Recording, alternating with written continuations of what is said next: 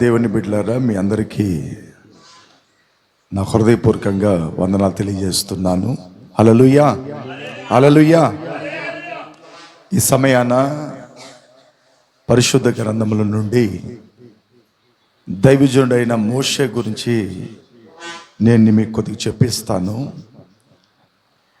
అందులో నుండి మీరు ఎలాగున్నారు అన్నది కాస్త ఆలోచన చేసుకోండి. దైవజనుడైన మోషే గురించి నేను మీకు చెప్పబోతున్నాను. కాబట్టి కాస్త జాగ్రత్త కల్లవాళ్ళమై ఆ మాటని శ్రద్ధగా మనం ఆలకిద్దాం. చూడండి, నిర్గమ కాండం యాత్రాగం 3వ అధికారం 11వ వచనం. నిర్గమ కాండం 3వ అధ్యాయం 11వ వాక్యాన్ని మనం చదువుకుందాం. ప్రిన్స్ కొద్దిగా ఎక్కువ తగ్గించేట్రా, நீங்க படிச்சிடலாம்.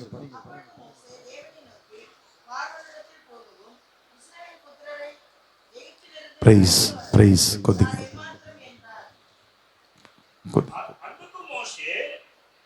ప్రైజ్. దీన్ని వాల్యూమ్ పెట్టు.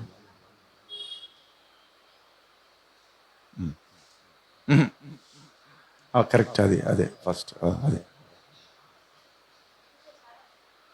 ప్రైజ్ ప్రైజ్ కొద్దిగా తగ్గించు. ప్రైజ్. Okay, done. లేదు, ఎక్కువ వస్తుంది, ఎక్కువగా తగ్గించు. Price price. Okay, done. తెలుగులో ఇప్పుడు చదవండి. లేదు, ఇంకా తగ్గించు.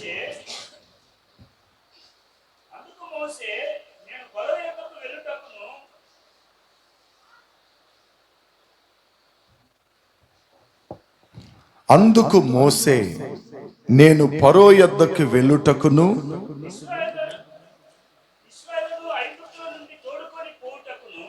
నేను ఇశ్రాయేలీయులను ఐగుప్తుల నుండి తోడుకొని పోవుటకును నేను ఎంతటి వాడనని దేవునితో అనగా చాలు.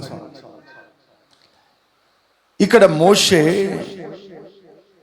దేవుడు ఒక పని చెబుతున్నాడు, ఆ పని కోసం తనను పంపిస్తున్నాడు.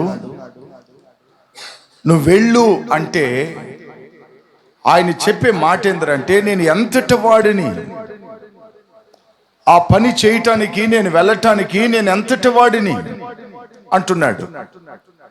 నేను కొద్దిగా మోసే ఒక చరిత్ర మీకు చెప్తాను కొద్దిగా. ఐగుప్తులో, అందరు నన్ను చూడండి, ఐగుప్తులో 400 సంవత్సరాలు ఇజ్రాయేలీలు బానిసలుగా ఉన్నారు. ఎన్ని సంవత్సరాలు? నాకు తెలిసి జైల్లో ఉండేవాళ్ళు కూడా అన్ని సంవత్సరాలు ఉండరు. దానికంటే 400 సంవత్సరాలు ఇజ్రాయేలు ప్రజలు ఐగుప్తులో బానిసలుగా ఉన్నారు. అడిమిగలాగా இருந்தார்கள். మీరు గమనించినట్లయితే వారు ప్రాణాలు విసుక్కొని చాలా కష్టపడతా పనులు చేస్తున్నారు. వారు ఎంతగా విసిగించుకున్నారంటే, సావు వస్తే బాగుంటుందరా అనుకున్నారు. సావు వస్తే, చనిపోతే బాగుంటుందరా అనుకున్నారు. అప్పుడు వాళ్ళ కష్టం ఏంటో మీరు ఆలోచన చేయండి. దేవుని బిడ్డలారా, ఒకవేళ మీరు కూడా మీ ఇంట్లో ఇలాంటి వాళ్ళు ఉన్నారేమో బానిసత్వంగా అన్నది మీరు ఆలోచన చేసుకోండి. సావు వస్తే బాగుంటుందిరా అనుకున్నారు వాళ్ళు. అంత కష్టాన్ని ఐగుప్తులు పెడుతూ ఉన్నారు. దేవుడు ఏం చేశాడంటే, ఆ ఇశ్రాయేలు ప్రజల్లోనే ఒక మగపిల్లోని పుట్టించాడు దేవుడు. అతని పేరు మోషే. ఏం పేరు? మోషే. ఆ రోజుల్లో ఐగుప్తులో ఒక చట్టం ఉండేది. ఏం చట్టం అంటే, మగ పిల్లలందరినీ చంపేయాలి. ఏం చేయాలి చెప్పండి? మగ పిల్లలందరినీ చంపేయాలి. ఎందుకు చంపాలంటే, వీళ్ళు పెద్ద అయినరంటే, పెద్ద జనాభా అయినరంటే మనకు ఎదురు తిరుగుతారు. కాబట్టి వీళ్ళు ఎల్లకాలం మనకు బానిసలయ్యే ఉండాలి. కాబట్టి ఏ ఒక్కరు మనకు ఎదురు తిరగకూడదని పుట్టిన బిడ్డని చంపేస్తారు. ఎవరు చంపుతారంటే నరుసమ్మ వస్తుంది ఇంటికి. నరుసమ్మ నిప్పులు తగిలితే గొంతు పిసికి చంపేస్తుంది. మగపిల్లలు పుడితే ఆ తల్లి ఏడ్చుకుంటా గుంట దవ్వి గుంటలు పెట్టేసి రావాలి. ఆడపిల్లలు పుడితే బతికిస్తారు. అలాంటి ఒక నియమం ఉండేది ఆ రోజుల్లో. అట్ల తర్వాత ఏం జరిగిందంటే, దేవుడు మోషేని పుట్టించాడు. వాళ్ళమ్మ చాలా జాగ్రత్తగా ఆ బిడ్డని ఏడవనీయకుండా, ఎవరికి శబ్దం వినపడనీయకుండా వాణ్ణి చాలా భద్రంగా కాపాడింది. అలా కాపాడిన తర్వాత వాడు ఎదగంగా వాడు అల్లరి చేష్టలు ఎక్కువ అవుతాయి. పిల్లలు కొద్ది రోజులు ఏడవకుండా ఉంటారు. ఇక కాస్త కాళ్ళు చేతులని ఊపి ఇంకా మళ్ళీ ఏడవటం మొదలు పెడతారు కదండి. హలో, నన్ను చూడండి, నన్ను చూస్తూ ఉండాలి. మీకు బుర్రకెక్కించేదానికి ఇంత కథ చెప్తున్నా నేను. మీరు ఆ బైబిల్ ఆడియో కొనుక్కోరు, మీరు వినరు. చెప్పేదన్నా జాగ్రత్తగా వినాలి. ఇక్కడ ఉన్న గంట సేపు అన్నా గనుక ఆ అల్లరి ఎక్కువ అవటం వలన వాళ్ళ అమ్మ ఏం చేయాలా, ఎవరికన్నా తెలిస్తే చంపేస్తారు బిడ్డనని చెప్పి ఆ బిడ్డకి ఒక బుట్టని, చక్కటి బుట్టని అల్లింది. దానికి కీళ్లు పూసింది. అంటే జిగట మన్ను ఉంది కదా, జిగట మన్ను, అది బాగా కీళ్లు పూసి ఆ బుట్ట లోపల పిల్లోడిని పెట్టి బుట్ట మీద ఒక మూతేసి నైల్ నదిలో వదిలిపెట్టింది. ఎక్కడ వదిలిపెట్టింది? నైల్ నదిలో వదిలిపెట్టింది. నా బిడ్డ ఎక్కడున్నా ఈ నీళ్లు ఎక్కడికి పోతాయో పోని, ఎవరో ఒకరు నా బిడ్డను చూసుకొని సాక్కుంటారు. నా కళ్ళ ముందు మాంత్రచనులు చంపేయటము, వాడిని పాతి పెట్టడం నా వల్ల తట్టుకున్నాం. వాడు యాడున్నా బాగున్నాయి అని చెప్పి ఆమె ధారాళమైన హృదయం వాడిని కాపాడే దానికోసమై ఆ పని చేసింది. ఆ బుట్ట యాడకపోల ఆ ఊర్లో రాజు అయి ఉంటున్న ఫరో రాజు కుమార్తె స్నానం చేస్తా ఉంది, యవనశ్రీ. ఆ నైల్ నదిలో స్నానం చేస్తా ఉంటే ఆ బుట్ట కనపడింది. అక్కడ ఆ బుట్టలో ఒక శబ్దం వినపడుతుంది, పిల్లోడు ఏడ్చేటట్లుగా. అలా వినపడగానే, ఆయ్ పనోళ్ళరా ఆ బుట్టను తీసుకురండి అనింది. వీళ్ళు ఎతకొట్టుకొని పోయి ఆ బుట్టను లాక్కొచ్చారు. తెరిచి చూస్తే చక్కటి బాబు, సుందరంగా, చాలా ముద్దుగా ఆ బాబు మోషే అందులో ఉన్నాడు. చూడగానే, ఆ బిడ్డను చూడగానే ఆమెకి ఎక్కడలేని సంతోషం వచ్చింది. ఆమెకి బాగా తెలుసు, మా కాళ్ళ కింద బతికే వాళ్ళ బిడ్డ ఇదని తెలిసి ఏం చేసిందంటే, ఆడుండే పనికత్తులకి చెప్పింది, పనోళ్ళకి, పొర్రపాటున మన బంగళాలో ఎవ్వరికి మాట చెప్పకూడదు. మీరు మన బంగళాలో ఎవరికి ఒక్క మాట చెప్పకూడదు. ఈ బిడ్డని నా కోసం మీరు పెంచండి. ఆమెకి ఇంకా పెళ్లి కాల, ఇంకా భర్త పక్కకు రాల. నా నిమిత్తము ఈ పిల్లోన్ని పెంచండి, వీన్ని చాకటానికి ఒక చక్కటి అమ్మాయిని తీసుకురండి అంటే మోషే తల్లి గారిని తీసుకొచ్చారు. చప్పలు కొట్టండి. ఇది దేవుని ప్రణాళిక. ఇది తన బిడ్డ తన దగ్గరే ఉండటం ఆమెకి ఎక్కలేని ఆశ్చర్యం. ఒక వయసు వచ్చిన తర్వాత చదువు, విద్యలు, సంస్కారము, ఐగుప్తి కల్చరు అవన్నీ మోషే నేర్చుకున్నాడు. 40 ఏండ్ల వయసులో జగజ్యోతిగా ప్రకాశమయంగా ఐగుప్తులో మహా తెలివి కల్లవాడే జ్ఞానవంతుడై వర్ధిల్లుతా ఉన్నాడు మోషే.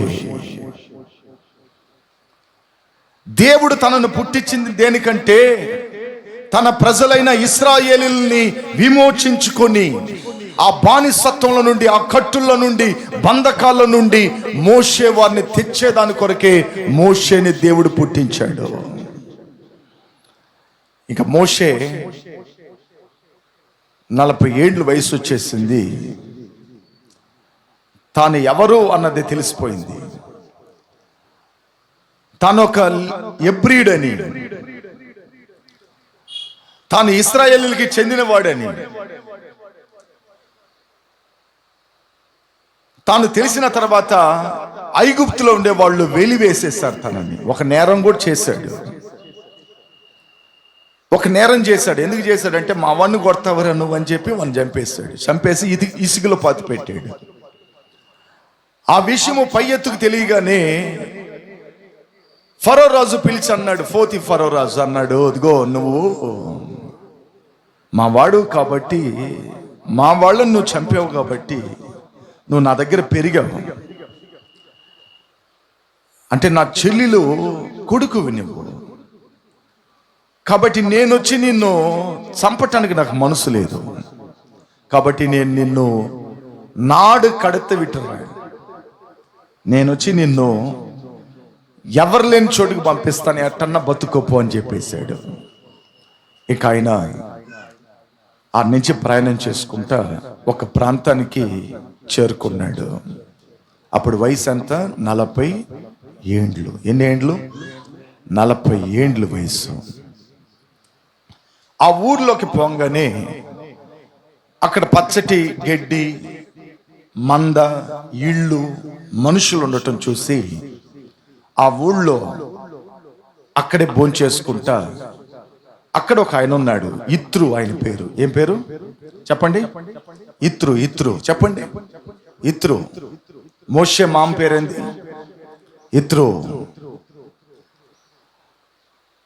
ఇత్రు వాళ్ళ అమ్మాయిని పెళ్లి చేసుకొని, మామ నీ మంద నేను కాస్తాను, నాకు ఊరికి నా అన్నం పెట్టబాక, నీ మందని నేను కాస్తాను, నీకు నేను పని చేస్తాను అని చెప్పి అలా పని చేస్తూ నెమ్మదిగా అక్కడ ఉండిపోయాడు. 40 సంవత్సరాలు గడిచింది అక్కడ. ఎన్ని సంవత్సరాలు గడిచింది? ఇప్పుడు మోషేకి వయసు ఎంత అండి?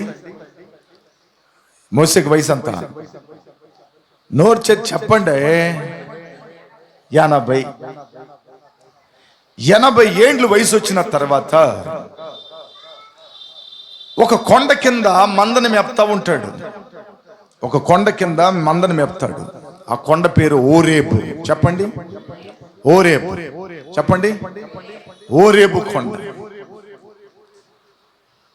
ఈ కొండ కింద మంద మేపేటప్పుడల్లా ఆడుగల్ మేకం பொழுதெல்லாம் அந்த மலை சிகரத்துல ஒரு நெருப்பு எரிஞ்சினே இருக்கும். இங்க நின்று பாப்பாரு அத்தை. ஒருத்தனை கூப்பிட்டு, டேய் இப்படி வாடா, நானும் ரொம்ப வருஷமா பாக்குறேன்டா, ரொம்ப மாதமா பாக்குறேன், மேல யாருன்னா மனுஷங்களுக்கு இருக்கிறார்களா, மேல எதனா வீடு இருக்கா, ஏன்னா அங்க நெருப்பு எரியுது, யாருன்னா பத்த வச்சதாடா நெருப்பு எரியும், யாரும் இல்லாத இடத்துல நெருப்பு எப்படி வரும்? அந்த பையன் சொன்னா, இல்ல இது ரொம்ப நாளா இருக்கு, என்னன்னு தெரியல, ஆனா மனுஷங்க கிடையாது, அது మనుషంగా இருக்கிற ఇடம் கிடையாது అది అటని చెప్పేశాడు. ఈయనకి చాలా రోజులుగా ఒక ఆశ ఉండేది. ఏం ఆశ అంటే అది ఏంటో చూడాలి, అది ఏంటో చూడాలి. మనకు కూడా ఉంటాయి కదా, తాజ్ మహల్ దగ్గరికి పోయి చూడాలి. మనకుందా లేదా? తాజ్ మహల్ దగ్గరికి పోయి చూడాలి. లేదన్నోళ్ళు చెప్పండి. లేదు, నాకు లేదండి అన్నోళ్ళు చెప్పండి. ఎవరిని చెప్పం, ఎందుకు చెప్పండి? అక్కడ చెప్తున్నామంటే నీకు బుర్ర మట్టి బుర్ర నీది, నీకు బుర్రే లేదు అసలుకి. ఏదైనా ఒక వ్యత్యాసంగా, ఇప్పుడు నేను ఒకసారి ఒక ఆంధ్ర నుండి ఒక పాస్టర్ని చెన్నైకి తీసుకొచ్చాను. వాక్యం అయిపోయింది. పాస్టర్ గారు, సముద్రం ఉంటుందంట, అది ఎట్లుంటుందో చూడలేదు నేను, నన్ను తీసుకెళ్ళండి అన్నాడు. సరే అని ఆయన బైక్లో కూర్చొని పెట్టుకొని మన మెరీనా బీచ్కి పోయి ఆ నీళ్ళ దగ్గర నిలబెట్టిన. ఓయమ్మా ఎంత పెద్దది ఇది అంటుండు. నేను వెత్తపోయినా. నేను ఈయన జీవితంలో సముద్రమే చూడలేదేమోరా. ఆయన అంటాడు, ఇదే నేను మొట్టమొదటిగా చూడటం అంటుండో. ఓయమ్మా ఎంత పొడవు ఉంది ఇది, ఎంత నీళ్ళు ఇది. ఇక ఊరికి పోయిన కాల నుండి ఫోన్లు చేసి మెరీనా బీచ్ గురించే చెప్తుండ ఆయన. నేను అనుకున్నాను, లైఫ్లో ఆయన సముద్రం ఎన్నడూ చూడలేదేమోరా, అందువల్ల ఇంత మురిసిపోతున్నాడు, ఇంత దాన్ని పొగుడుతున్నాడని తెలుసుకున్నాను నేను. మేము కూడా యేసయ్య సృష్టించిన సృష్టి, ఆయన చేసిన ప్రతిదీ మేము వెళ్ళి చూస్తూ ఉన్నాం. 24 గంటల సేపు మేము బోట్లోనే ఉండం. ఒక పెద్ద పడవ బుక్ చేసుకున్నాం, 15,000 రూపాయలు. అది మా ఫ్యామిలీ వరకే. 24 గంటల సేపు ఉన్నాం. ఫుడ్ వస్తుంది, టీ వస్తాయి, స్నాక్స్ వస్తాయి, అన్నీ వస్తాయి కంటిన్యూగా. 24 గంటల సేపు ఆ బోట్లోనే ఉన్నాం, నీళ్ళ మీదనే. ఎంత ఆ ప్రకృతి, ఆ చెట్లు, అక్కడ ఉన్న అలంకరణ చూసి చాలా ఆనందించాం మేము. ఇట్లా ఎన్నో చాలా ఉన్నాయి చెప్పాలంటే, బోల్డ్ అన్ని ఉన్నాయి. ఇవన్నీ చెప్పుకుంటే ఇప్పుడు టైం సరిపోదు మనకి. దేవుడు సృష్టించిన సృష్టిని మనం చూడాలి. కొంతమంది మెడ్రాస్ వదిలిపెడితే ఆంధ్ర వదిలిపెడితే మెడ్రాస్, ఇక ఏ చోటుకు పోరు. గంగ 4 చోట్లు తిరగాలి. 4 చోట్లకి వెళ్ళేటప్పుడే మనకి ఆ జ్ఞానము, తెలివి మనకేం కలుగుతుంది, పుడుతుంది. నలుగురిని చూస్తే మనకి తెలివి, జ్ఞానం పుడుతుంది. గుదర చట్టిలోనే వండి ఒట్టు కూడా అది. కేట కష్టం కష్టం కష్టం కష్టం కష్టం. ఎవరికి లేదు కష్టం, ఎవరికి లేదు కష్టం, అందరికి కష్టాలు ఉంటాయి. నేను ఒక మాట చెప్పానా, బైబిల్లో ఒక వర్డ్ చదివి ఉన్నా నేను. నిప్పు రవ్వలు పైకి ఎగురున్నట్లుగా, నిప్పు రవ్వలు పైకి ఎగురున్నట్లుగా వెలంగదా నా சொல்றது. మనిషి శ్రమ కొరకే పుట్టేను అని ఉంది. இந்த சத்தியம் எத்தனை பேருக்கு தெரியுமா எனக்கு தெரியாதுங்க. ஆனா எனக்கு விளங்கிடுச்சு, நான் அதை யோசிக்கிறேன். మనిషి దేనికోసం పుట్టాడంట? శ్రమ అనుభవించడానికి. నిప్పు రవ్వలు గమ్మునుకుంటే ఏంటి, ఏదన్నా వేస్తే ఏం చేస్తుంది, జడ్డునని రవ్వలు పైకి వస్తాయి. మనిషి శ్రమ కొరకే పుట్టి ఉన్నాడు అట్టనుంది. ఎవరికి లేదు శ్రమ, సత్యంతవరకు శ్రమ ఉంది. చదివేది ఒక శ్రమ, ఉద్యోగం చేసేది ఒక శ్రమ, డబ్బుని సమకూర్చేది ఒక శ్రమ, వయసైన దినాల్లో పెళ్లిళ్ళు పేరెంటాలు చేసేది ఒక శ్రమ, ఇల్లులు కట్టేది ఒక శ్రమ. ఇవన్నీ దాటుకున్న తర్వాత శరీర ప్రకారంగా జబ్బులు వస్తాయి, ఐట్లను పోరాడుకోవాలి. ఐట్లు ఏదలా మోకాలు నొప్పులు వస్తాయి, నడుము నొప్పులు వస్తాయి. మనిషి శ్రమ కొరకే పుట్టేను అట్టను ఉంది బైబిల్లో. இந்த வசனம் தெரியாத இருக்கிறவங்க எல்லாம் சொல்லுவாங்க கஷ்டம் கசம் கசம். வசனம் இளங்கிடுச்சுன்னா நம்மள புரிஞ்சிடும், வரோம். ஆனா கர்த்தர் அதுல இருந்து நம்மளை మీట్ ఎడుతూ నడుతువారు. శ్రమలు వస్తాయి, అందులో నుంచి దేవుడు మనల్ని ఏం చేస్తాడు, తప్పిస్తాడు, కాపాడుతాడు, రక్షిస్తాడు, పోషిస్తాడు. అది మనం తెలుసుకోవాలి. దేవుడు సృష్టించిన ఆ సృష్టిని మనము చూడాలి. మోషేకి అదే కలిగింది. ఆ ఓరేబు కొండ మీద ఏంటది, నేను దగ్గరికి వెళ్ళి చూడాలని వెళ్ళాడు. ఒక పొద ఉంది, ఆ పొద అగ్ని చేత కాల్చబడతా ఉంది. ஒரு முட்செடி இருக்கு, அந்த முட்செடி வந்து அக்கினினால ஆனா எரியுது. ஆனா அந்த செடி வந்து பத்து எரியல, சாம்பல் ஆகல, விறகு ஆகல, அப்படியே பச்சையா இருக்கு. எப்படி இருக்கு அது? மோசே அதை பார்த்துட்டு ரொம்ப கிட்ட போறாரு. கிட்ட போன உடனே ஒரு சத்தம் வருது, மோசே மோசே, நீ நிக்கிற இந்த இடம் பரிசுத்தமான இடம், నీ కాళ్ళు చెప్పులు ఫస్ట్ విప్పేసరా అన్నాడు. இந்த వసనத்துக்கு வந்து ஒரு అర్థం இருக்கு. ఈ వాక్యానికి ఒక అర్థం ఉంది. చెప్పమంటారా లేదా వేరే సబ్జెక్ట్ మీద వెళ్ళిపోమంటారా? మిమ్మల్ని అడుగుతున్నాను. చెప్పమండి అన్న వాళ్ళు చేతులు ఎత్తండి. చెప్పమని చేతులు ఎత్తండి. నేను చూడొద్దా? చూడక ముందే కింద వేసుకుంటే అట్ట మీకు సాంసన్ నీకు వద్దా? మరి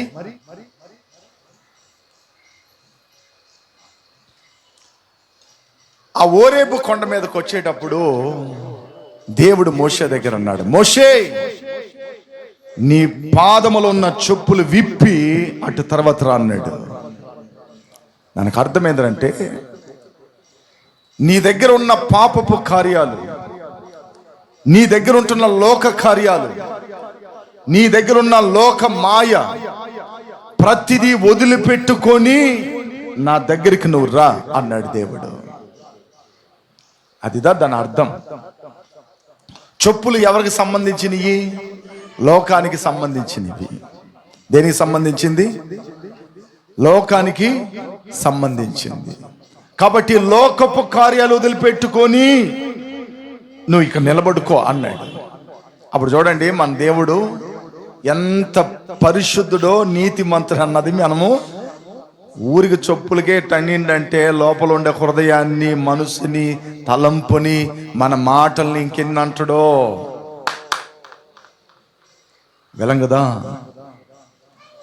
వెలంగదా చెప్పుల్నే వదిలిపెట్టి రమ్మంటుండో. అప్పుడు ఇంకెన్ని ఉంటాయో, అప్పుడు ఎన్ని ఇంకా మనం పవిత్రంగా జీవించాలో, ఎంత నమ్మకంగా ఉండాలో, ఎంత నీతి నిజాయితీగా ప్రభు కోసం మనం ప్రకాశించాలో ఒకసారి ఆలోచన చెయ్యండి. ఇక మోషే దగ్గరికి వచ్చేసాడు. நான் ஒன்று சொல்லட்டுமா உங்களுக்கு? நான் சொல்ற இந்த வசனத்தை வந்து, நான் சொல்ற இந்த ஒவ்வொரு சப்ஜெக்ட் வந்து நீங்க கேட்டாலே நீங்க வந்து ஆதியாகம், யாத்ராகம் வந்து பாதி படிச்ச மாதிரி.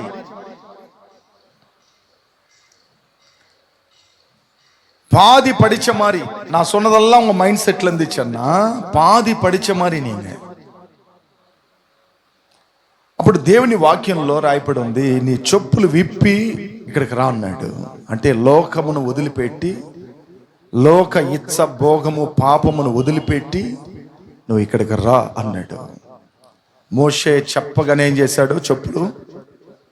చెప్పులు మనం ఎప్పుతుండమ్మా, இந்த உலகத்தை விடுறோமா, இந்த உலக కార్యங்களை విడురమ్మా, లోక కార్యాలను వదిలిపెట్టేస్తున్నామా? మనం చెప్తే ఏంటున్నామా? ఇనేదిలే, మనం చెప్తే అస్సలు ఇనేదిలే. అప్పుడు మోషే వదిలిపెట్టాడు. వదిలిపెట్టగానే మోషే దగ్గర దేవుడు ఆ పొదల నుండి ఒక్కొక్క మాట మాట్లాడాడు. ఎప్పుడైతే మోషే తన పాద చెప్పులు వదిలిపెట్టాడో అప్పుడు దేవుని మనిషి అయిపోయాడు. దేవుని మనిషి అయిన తర్వాత ఇప్పుడు దేవుడు మాట్లాడుతున్నాడు. ఏందని అందరూ మాట్లాడతాడు. அப்ப கர்த்தருக்கு பிடிக்காத ஒரு காரியம் உன்கிட்ட இருந்துச்சுன்னா கர்த்தரும் கூட பேச மாட்டாரு. நீயா நினைச்சுக்கணும் என்னன்னு கர்த்தரும் கூட பேசுறாருன்னு. அதெல்லாம் சும்மா. వెలుగు దూత కూడా వచ్చి మాట్లాడుతుంది. సాతాను కూడా వచ్చి నీకు దర్శనాలు ఇస్తాడు, స్వప్నాలు వస్తాయి. అవి నిజమా కాదని నువ్వు కనిపెట్టడానికి దైవీకం ఉండాలి నీ దగ్గర. కాబట్టి వాక్యంలో రాయపడినట్లుగా తాను మొత్తాన్ని వదిలిపెట్టడం వల్ల దేవుడు తనతో మాట్లాడటం ప్రారంభించాడు. కాబట్టి ఒక్కొక్క మాట 7 పాయింట్స్ ఉన్నాయి. 7 పాయింట్లు ఒక్కోటి చెప్తాను, మీరు అందరు శ్రద్ధగా మీరు ఆలోకించాలి. ఇప్పుడు 3వ అధ్యాయం 11వ వాక్యం చదవండి. యాత్రాగం 3వ అధికారం 11వ వచనం. 11వ వచనం వాసింగే.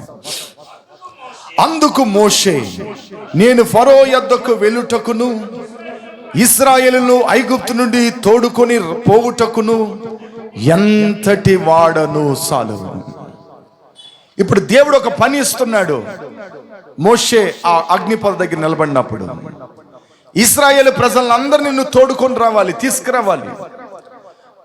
వాళ్ళు చాలా బాధపడుతున్నారు, అక్కడ చాలా కష్టపడుతున్నారు, చాలా వేదన చెందుతున్నారు. వాళ్ళని నువ్వేం చేయాలా? నా దగ్గరికి నువ్వు తీసుకురావాలి, నేను చెప్పే చోటుకి నడిపించాలి అని దేవుడు చెప్తున్నాడు. చెప్పిన పని చేయకుండా ఆయన నేను ఎంతటి వాడిని, తమిళన పొడ్రకు నా ఎమ్మాతీరం అంటున్నాడు. எங்க கடவுளுக்கு தெரியாதா நீ யாரு, எப்படிப்பட்ட மனிதன், உன்னை அனுப்பும் பொழுது உனக்கு எந்த தீமங்கள் வராதபடிக்கு காத்து கொள்ளணும் சொல்லிட்டு அவருக்கு தெரியாதா? నేను ఎంతటి వాడిని, నేను ఎంతటి వాడిని అంటున్నాడు మోషే. ప్రియ దేవుని బిడ్డలారా, చాలా మంది కూడా ఇట్నే ఉన్నారు ఇప్పుడు ఈ రోజుల్లో. చర్చికి రా అంటే నా దగ్గర ఒక అలవాటు ఉంది కానీ అది వదిలిపెట్టుకొని వస్తానులే, నాకు ఒక అలవాటు ఉంది. నీ అలవాటు గురించి దేవుడు అడుగులో నిన్నా, ఆయనకి తెలుసు నిన్ను ఎట్ట ఏం చేయాలన్నది. లొంగని మోకాలు ఆయన ఏం చేస్తాడు? ఆయన నామం పెరట లొంగదీస్తాడు. స్తుతించిన నాలిక, నా నోట్లో నా యేసయ్యని ఎప్పుడు నేను అననాయన్ని, నాకు నేను ఆ యేసయ్య మాట వస్తేనే నాకు మంట, అన్నోళ్ళ నోట్లదా యేసయ్య మాట వస్తుంది.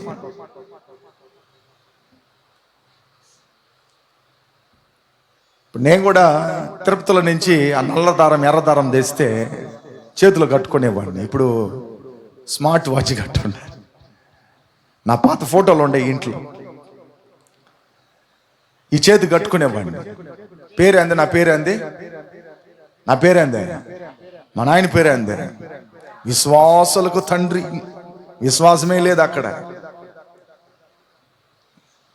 బైబిల్లో అబ్రహాం అంటే విశ్వాసులకు తండ్రి, విశ్వాసమే లేదు ఆయన దగ్గర. ఇక్కడ కట్టుకునేవాడిని. ఎవడన్నా వచ్చాడనుకో ఎమ్మదం సమ్మదం రానేవాడిని. మింటి దగ్గర ఉండే గుడి దగ్గరికి పోయి ఎగ్జామ్ రాసేటప్పుడు ఏమో పెద్ద తెగ రాసేటట్టుగా ఆడకు పోయి తీర్థం తీసుకొని నోట్లో దాగి తలకు అద్దుకొని ఈ బూది తీసి నెత్తిని పెట్టుకొని పేరేంది? నా పేరేంది?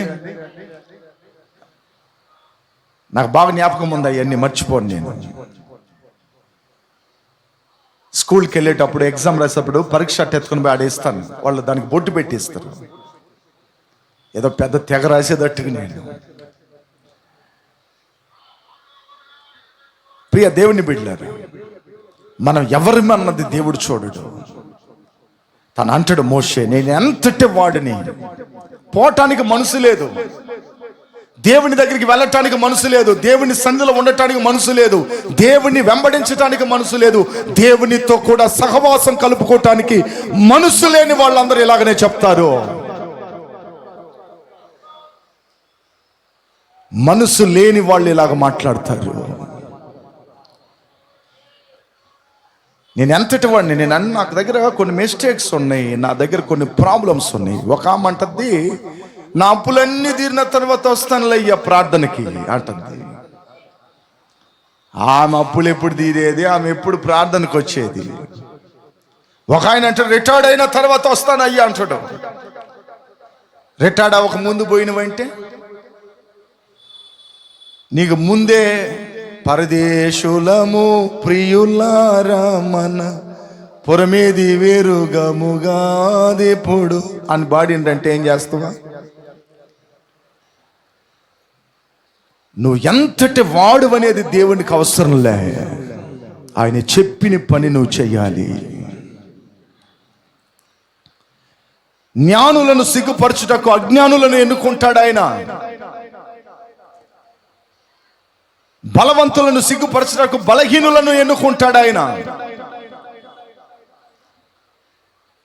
నువ్వు ఎంతటి వాడివని చెప్పుకొని తిరగబాక బయట. నీకు వచ్చే మనసు లేదు, దేవుని వెంబడించే మనసు లేదు, దేవునికి దగ్గరయ్యే మనసు లేదు. నీకు లోకంలో ఉన్న డబ్బు, లోక ఆశలు, లోక ఇచ్చలు, లోకం మీదనే నీ మతి స్థితిలో ఉన్నాయి. దేవుని బిడ్డలారా, మోషే అన్న మాట ఇది, నేను ఎంతటి వాడిని. ఒరే, నేను పొమ్మని చెప్తే ఎంతటి వాడు అంటవేంట్రా? నిన్ను పంపించేవాడిని నాకు తెలియదా నువ్వు ఏ స్థితిలో ఉన్నవని? చాలా మంది ఇట్లనే ఉన్నారు, బోల్డ్ అంతమంది ఇట్లనే. வசனம் தெரியாம வாழ்றாங்க நிறைய பேர். வசனம் தெரிந்த மாதிரி நடிக்கிறாங்க பாத்தீங்களா, அதான் ரொம்ப வண்டர்ஃபுல். சத்தியமே தெரியல, சத்தியத்தை புரிஞ்சு கொள்ற அந்த தன்மை இல்லை. பிரக்மன் ஐயா எனக்கு நல்லா பிடிக்கும். ஒரு பாடல் ஒன்று எழுதிக்கிறாரு. யாருன்னா எனக்கு கொஞ்சம் சகாயம் பண்ணுங்க, அந்த டோன் மட்டும் சொல்றேன்.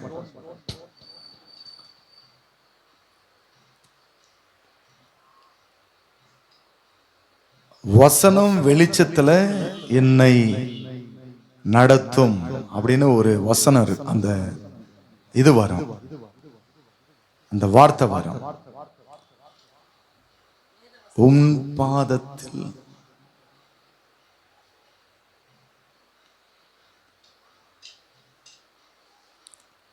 நேசிக்கிறேன் உம்மைத்தானே ஐயா. கீழே இருக்கிற சரணங்கள். ஒவ்வொரு நாளும் உமது தரே நானே தானே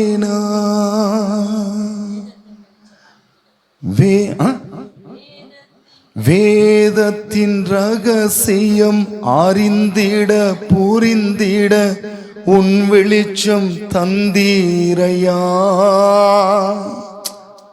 படிக்கிறவங்க எனக்கு பிடிக்காது, வேத வசனத்துல வாழ்றவங்கன்னா எனக்கு ரொம்ப பிடிக்கும்.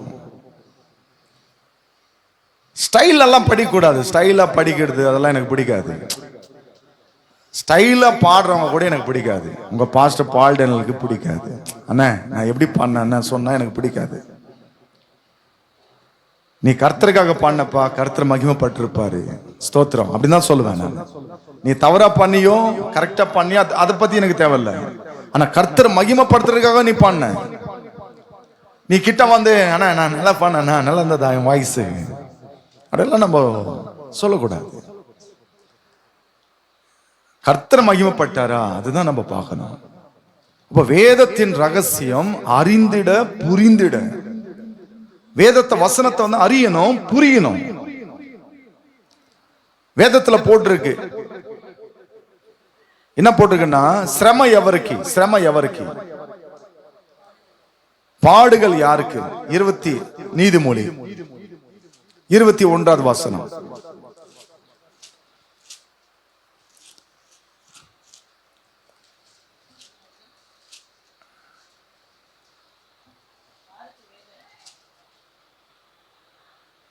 இருபத்தி 3வது அதிகாரம் 29வது வசனம்.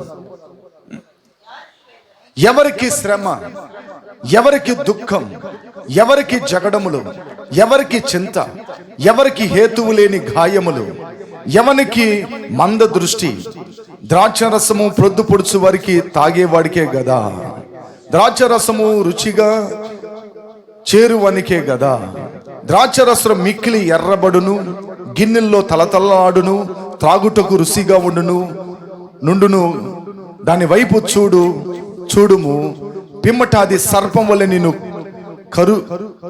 కరుచును, కంటి కాటు పాము వలె కాటు వేయును, విపరీతమైన నీ కనులకు కనబడును, నీవు వెర్రి మాటలు పలుకుదువు.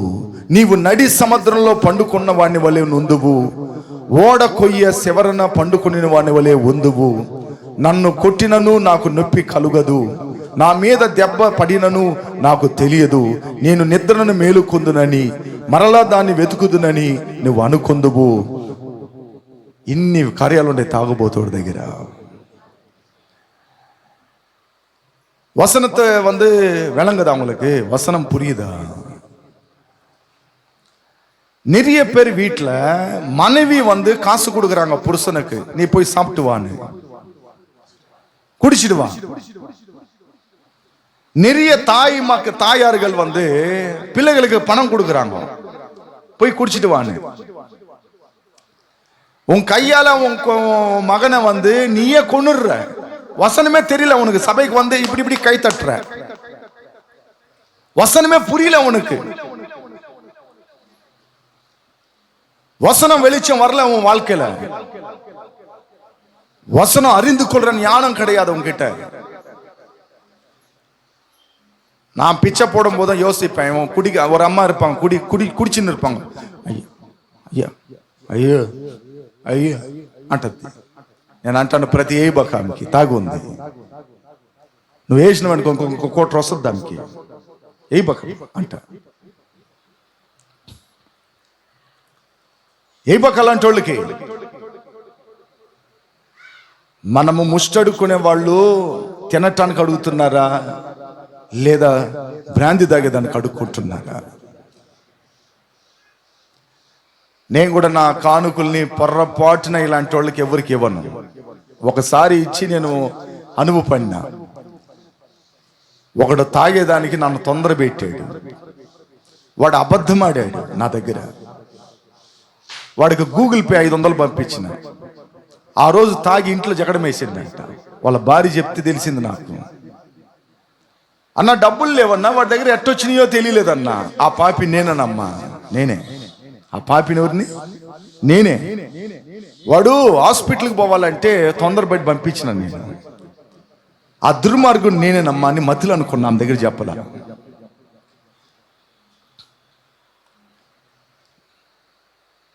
ఎవరికి శ్రమ? తాగేవాడికి ఎప్పుడు శ్రమ ఉంటూనే ఉంటుంది. శ్రమ తగ్గనే తగ్గదు తాగేవాడికి.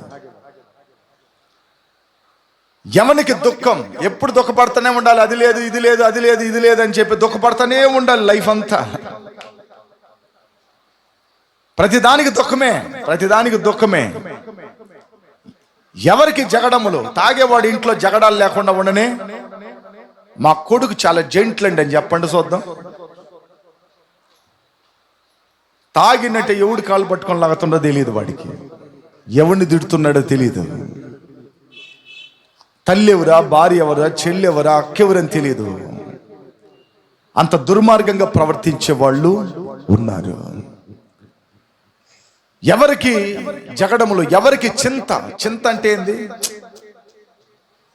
ఏంద్రా ఇట్ట అయింది నా బతుకు, ఏంద్రా ఇట్ట అయిపోయింది నా బతుకు, ఎందుకురా ఇట్ట అయిపోయింది ఇట్ట అయిపోయిందని ఒకే చింతించేది.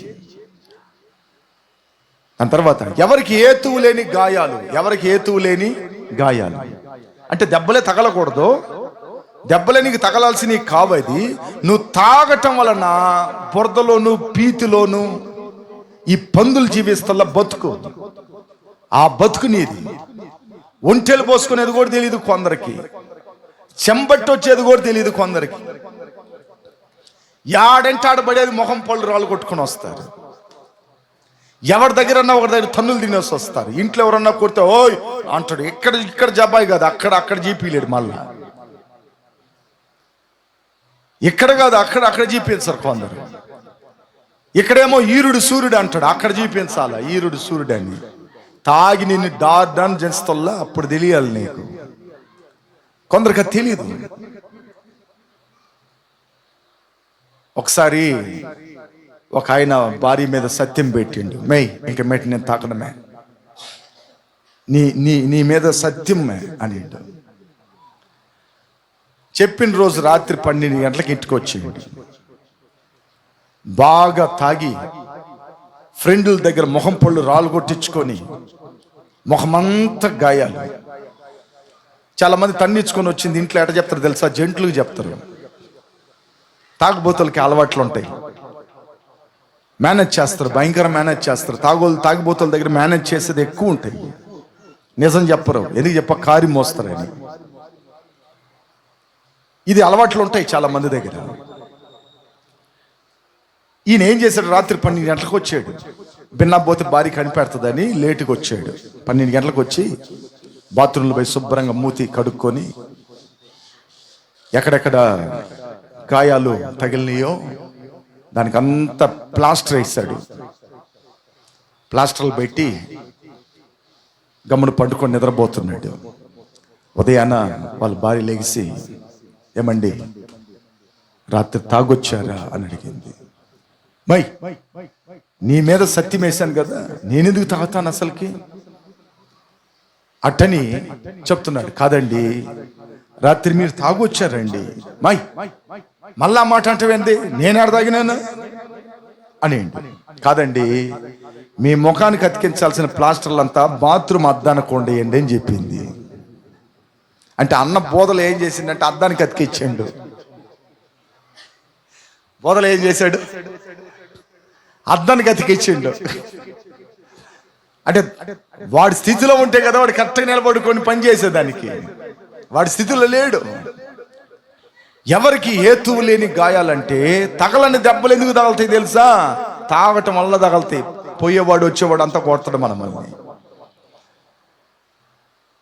నేను కూడా ఒకసారి పాస్టర్ దగ్గర చెప్పిన, నేను ఒకసారి తాగినానురా, తాగి కాట్బడాలో ఒక చోట్లకి వెళ్ళి నా మాటలు ఎట్టెట్టో వచ్చినాయి. ఆడందరూ పోగయ్యి నన్ను కొట్టేదానికి వచ్చారా. ఫ్రెండ్లు అందరూ కలిసి నన్ను లాగి ఇంటికి తీసుకొచ్చేసారు పొర అనేసి. లేకపోతే ఆ ఊరోళ్ళు మొత్తం నన్ను సాగు కొట్టుంటారా. నేను అట్ట మాట్లాడినానని వాళ్ళు అంటున్నారా. మరుసటి రోజు తెలిసింది నాకన్నా అన్న. ద రీజన్ మనం బాగా ఆలోచన చెయ్యాలి. ఎవరికి హేతువు లేని గాయాలంటే తాగుబోతుడు ఆడో ఒక దిక్కున మోకాలు చెప్పులు రాళ్ళు కొట్టుకొని వస్తానే ఉంటాడు. వాడికి తగ్గదు. మనోడు జెంట్లుగా చెప్తాడు అన్ని దెబ్బలన్నీ. ఎడ చెప్తాడండి? చాలా జెంట్లుగా చెప్తాడు. ప్రపంచంలో ఎవరు చెప్పలేనంత చెప్తాడు కథల్ని. అంటే మాలాంటి అమాయకులు ఏమారిపోరు, కానీ మీ ఇంట్లో ఉండే వాళ్ళు ఏమారిపోవచ్చేమో. ఓకే, మా తాత ఒక మాట అంటాడు, ఆవిలిస్తే పేగులు లెక్క పెట్టాలరా అంటాడు. ఏమంటాడు? ఆవిలిస్తే పేగులు లెక్క పెట్టాలరా అంటాడు మా తాత. ఒక మనిషి ఆవిలిచ్చేటప్పుడే పేగులు లెక్క పెట్టేయాలి మనం. అట్లా ఉండాలి. అట్లా తర్వాత రాయపడింది. ఏమని రాయపడింది? ఎవరికి మంద దృష్టి. తాగేవాడు కరెక్ట్గా చూస్తాడండి. తాగేవాడిని బాత్రూంలోకి పోమంటే కిచెన్లోకి పోతాడు. ఎవరికి మంద దృష్టి ఏంటండి? ఒక ఆయన వాళ్ళ భార్య లాగానే ఒక ఆమె చీర కట్టుకొని ఉంటే ఏమని చేసిందంట. ఫలాన్ని బట్టి సరిసేది. ఎరా దున్నపోతాడా? తాగితే భార్య ఎవరైనా తెలియదరా. మా భార్య అనుకుంటావరా నువ్వు అసలుకి అని సాగు కొట్టిందంట. ఎవరికి మంద దృష్టి అంటే తాగుబోతోళ్ళకి. ఎవరని తెలియదు.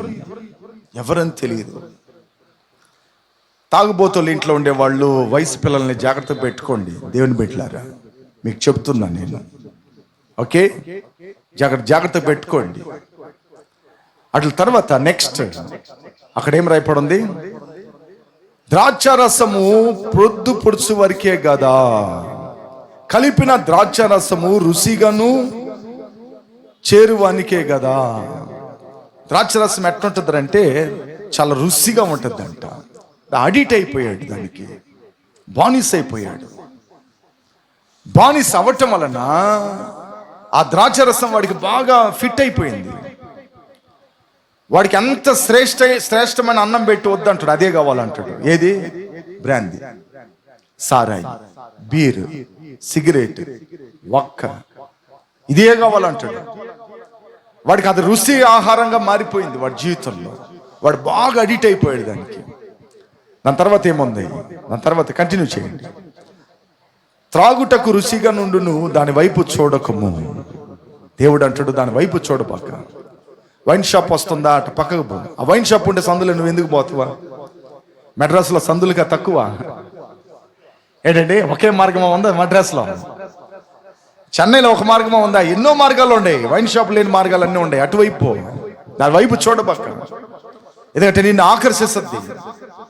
రా రా రా బాబు రా రా, నీ చేయలన్నీ వణకుతుండే, ఇది పోసిన వెంటనే నువ్వు స్టడీ అయిపోతావు. అటన్నీ నిన్ను లాగుతుంది అట్నే. వాళ్ళ తర్వాత రేపడింది, ద్రాక్షరసం మిక్కిలి ఎర్రగా ఉండును, గిన్నెల్లో తలతల్లాడుచుండును. ఇదంతా తాగుబోతులను అడిగితే చెప్పేస్తారు అన్ని విషయాలు. వాడు చూడండి, వాడు ఏమి ఇచ్చినా, విలువ కలిగింది ఏది వాడికి ఇచ్చినా, ఒక బంగారు ఎంత డబ్బో ఎంత ఇచ్చినా వాడికి మొహంలో కలకల రాలదు. ఆ బాటలు ముందు పెట్టా వాడికి వస్తుంది చూడండి ఆనందం, పట్టజాలనంత ఆనందం వస్తుంది. నేను చూస్తున్నాను కోటయ్య గారు అలాంటిది అన్నీ మా ఉద్యోగంలో చూస్తున్నా. ఇట్టొక 30 అన్నాలు ఉండే, ఇట్టొక 30 అన్నాలు ఉండే, అన్ని శ్రేష్టమైన ఫుడ్. ఈడు తాగుబోతున్నా కూడా వచ్చినోడు ఈ వైన్ ఎక్కడ పెట్టుండ్రో అది ఎతుకులాడుతుండో, ఎక్కడ ఉందా ఏ మూలలో ఉందని. అదొక పెద్ద పార్టీ అది. మా ఆఫీసులో జాబ్ చేస్తుంటే అందరిని రమ్మంటే భోజనం చేసుకుని పోండ్రా అంటే వెళ్ళాం. వీడు రారా ఫస్ట్ భోజనం చేద్దామంటే అదొద్దు ఫస్ట్ ఆడకు పోయేసి వస్తాను అంటాడు. ఆడికి వీడు పనికి మాలినోడురా వీడు అని. ఇక తాగాడా, వాడిని తాగి ఇంటికి తెచ్చేలాక నా పని అయిపోయింది. ఎట్టంటుండు బస్సులో కూర్చోనంటే కూర్చొని అంటుండు, ఎదుట్లో ఉండి ఆమె దండిండు. ఆమె దిగి అంతవరకు తిడతానే ఉంది. నేనంటా అమ్మా మరి కుర్చీకి రారు, మా ఎదురు నెంచి కదమ్మా అంట. నాగా నెనికిడిది అట్టనే ఆమంటద్ది. ఇక వీడొల్లా రే నోరు మూయరంటే ఆమె తిడుతుండు, ఆమె దగ్గర గొడవకు పోతుండు. వీడు స్టడీగా ఉంటే కదా, కాబట్టి అది చూడటానికి ఎట్టుంటది, తలతలని ఉంటుందంట. నెక్స్ట్, త్రాగుటకు రుచిగా నుండును దాని వైపు చూడకము, పిమ్మట అది నిన్ను సర్పం వలె కాటు వేసేస్తుంది. వర్ణాలు ఉన్నాయి కొనడం, వర్ణాలు ఉన్నాయి కొనడం. మా ఇంట్లో 2 చిన్నాయనలు ఉన్నారు. 2 చిన్నాయనలు చనిపోవటానికి కారణం ఏం తెలుసా? మా ఇంట్లో త్రాగుడు. ఒక ఆయన గవర్నమెంట్ ఎంప్లాయ్, ఒక ఆయనకి మంచి పని చేసే టాలెంట్ ఉంది, తప్పలా వాసే టాలెంట్ ఉంది. చర్చికి అంతా పోయి తప్పలా వాస్తాడు, మంచి ప్లేయర్. నువ్వు ఆడవాళ్ళరా పాడేదానికే, నేను ఆపను అంటాడు, అట్ట వాస్తాడు. అయితే నేను సేవ ప్రారంభించినప్పుడు వాళ్ళు లేరు, అది నాకు పెద్ద కష్టం. లేకపోతే ఎరకి కొడుకు సంఘానికి వచ్చి వాస్తా ఉంటారు. చాలా టాలెంట్ పీపుల్స్ ఇద్దరు. మా సామెల్ చిన్న ఆయన దగ్గర చాలా నేర్చుకున్నా. నాకు పెయింటింగ్ కొట్టే వర్క్ అంతా తెలుసు, నాకు బాగా పెయింటింగ్ వర్క్ ఆయన నేర్పించాడు. మంచం అల్లేది నేర్పించాడు నాకు. నులక మంచం వల్ల అది అల్లేది నాకు, ఆ పేటలు నాకు తెలుసు ఎట్ట అల్లాలనేది, అది ఆయన నేర్పించాడు. నవారు అల్లేది నేర్పించాడు నాకు, నవారు అల్లేది నేర్పించాడు.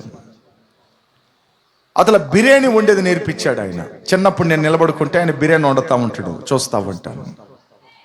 అట్లా చిన్న వర్క్లన్నీ నన్ను అంగడికి తీసుకెళ్ళేది, అలా తీసుకొచ్చేది చూపిస్తూ ఉంటాడు. ఆయన దగ్గర నుంచి నేను కొన్ని నేర్చుకున్నాను, వర్క్ నేర్చుకున్నాను ఆయన దగ్గర నుంచి. పని ఆయన ఎంత దాంట్లో నిప్పంత కలిగి దాన్ని చేస్తాడు, సాధిస్తున్నాడు అన్నది చిన్నప్పుడు నేను పిల్లోడుగా ఉండేటప్పుడు అవన్నీ చూస్తా నేర్చుకున్నాను. అదేలాగా మా ఇంకొక చిన్న ఆయన ఉన్నాడు, లాస్ట్ ఆయన మంచి ప్లేయర్, తప్లా వాసి దాంట్లో మంచి ప్లేయర్. కారణం వాళ్ళిద్దరు చనిపోవటం నాకు బాగా తెలుసు. త్రాగుడికి అడిక్ట్ అయిపోయి భూమి మీద లేకుండా బిడల్ని భార్యని అనాథలు చేసిపోయారు. అనాథులు చేసి పోయారు. నాకు కళ్ళ తెలిసి ఒక చిన్న ఆయన అయితే ఆఖరిలో చనిపోయేటప్పుడు కూడా నాకు కొద్దిగా పొయ్యండి, తాగి చచ్చిపోతాను అన్నాడు. మా ఇంట్లో వాళ్ళు తీసుకొని వచ్చి ఇస్తే తాగి మధ్యాహ్నం కల్లా చనిపోయాడు. నాకు బాగా గుర్తుంది. త్రాగుడు ఒకరోజు నిన్నేం చేస్తుంది? చంపేస్తుంది. త్రాగుబోతులకి ఎంకరేజ్ చేయబాకండి. మీరు మీ ఇంట్లో మీ పిల్లలు ఉంటే, మీ భర్త ఉంటే, మీ కలిగిన వాళ్ళు ఉంటే వాళ్ళకి ఎంకరేజ్ చేయబాకండి. వాళ్ళు ఎంకరేజ్ చేసి అలవాట్లు రానివ్వకండి. అందువల్ల బ్రెక్మన్స్ గారి పాట నాకు ఇష్టం. వేదத்தின் ரகசியம் அறிந்திட புரிந்திட உன் வெளிச்சம் தந்தீரையா. నేను ఎన్నోసార్లు ఏడ్చున్నాను ఆ పాట పాడతా. பாதம் அமர்ந்து நான் உன் குரல் கேட்க பாக்கியம் தந்தீரையா.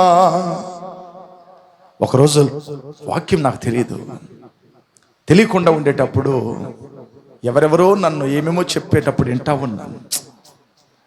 నేను ఎప్పుడు వాక్యం నేర్చుకునేసానో అందరికి క్లాసులు పీకేది నేర్చుకున్నాను. ఒక పిల్లోడు వచ్చి అంటాడు, నాకు తెలియదు వాక్యం. ఈ బండ మీద నా సంఘమును కట్టేదను అంటాడు ఒక ఆయన. నీకు వాక్యం తెలియదు కాబట్టి నేను చెప్పేది నువ్వు క్రీస్తు సంఘానికి కదా మనం పోవాలి అన్నయ్య. ఎక్కడ పోవాలంట? దేవుని సంఘం ఏది? ఈ సంఘం, క్రీస్తు సంఘం, ఈ సంఘానికి కదా పోవాలన్నాడు. అప్పుడు వాక్యం నాకు తెలియదు. వాక్యం తెలిసిన తర్వాత పిలిచినాను, బాబు ఇట్రా అన్నా. సంఘం అంటే ఏంటి బాబు అన్నా. మళ్ళా అప్పుడు అర్థమైంది, డానియేలుకి అన్ని తెలిసిపోయిందిరా, ఇంక మనము ఏం చేయనవదు, అటాక్ చేయనవదు. అటని వెళ్ళిపోయాడు. ఇంకొక ఆయన వచ్చాడు, బాబు మా సంఘం దేవుని కోసం ప్రత్యేకించబడింది, ఈ సంఘానికి వస్తే పరలోకానికి పోతారు. మా సేవకులందరూ పెళ్లి చేసుకోలేదు, సమర్పించుకునేశారు. పరిశుద్ధులం అంటే మేమే, ఈ సంఘానికి వస్తేనే పరలోకానికి పోనవుతుందని నాలాగా జొబ్బ వేసుకుని ఒక ఆయన అడిగాడు నన్ను. నేను ఆయన రెప్పులే అడిగినాను. ఇద్దరు దొంగలు ఉన్నారే, ఒక దొంగ పరదేశికి పోయాడు, వాడు ఏ సంఘానికి పోయాడండి అని అడిగినాను.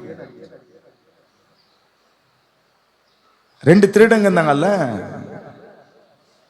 ஒரு திருடன் வந்து பரதேசிக்கு போனான்ல, அவன் எந்த சபைக்கு போனான், எங்க ஜெபம் பண்ணான், எங்க ஞானஸ்தானம் எடுத்தான்,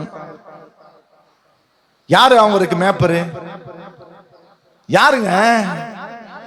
அப்ப யாருமே இல்லாத போது ஆண்டவராக இயேசு கிறிஸ்து கிட்ட மனம் திரும்பி ரட்சிக்கப்பட்டு அந்த நொடியில மனம் திரும்பி தன் வாழ்க்கை கர்த்தருக்கு ஒப்பு கொடுக்கும் போது கர்த்தர் அவனுக்கு சொன்னானு, பரலோகத்துல நீ என் பரதேசில என்னோட நீ இருப்பாய் அப்படின்னு சொல்லும் பொழுது நானும் ஒரு திருடன் தாங்க, அப்படிதான் சொல்லி பரலோகத்துக்கு போயிடுவேன். நானும் ஒரு திருடன் தாங்க, அப்படி சொல்லி நானும் பரலோகத்துக்கு போயிடுறேனுங்க. என்ன மரோ பேச்சு மாட்டலாம். வேதம் வசனம் தெரியலன்னா நம்மளை ஏமாத்துவாங்க நிறைய பேர். ஒருத்தர் வந்தாரு, நம்ம இங்க வீட்டுக்கு வந்தோம். నేను పాస్టర్ అని తెలియకుండా ఉన్నాను.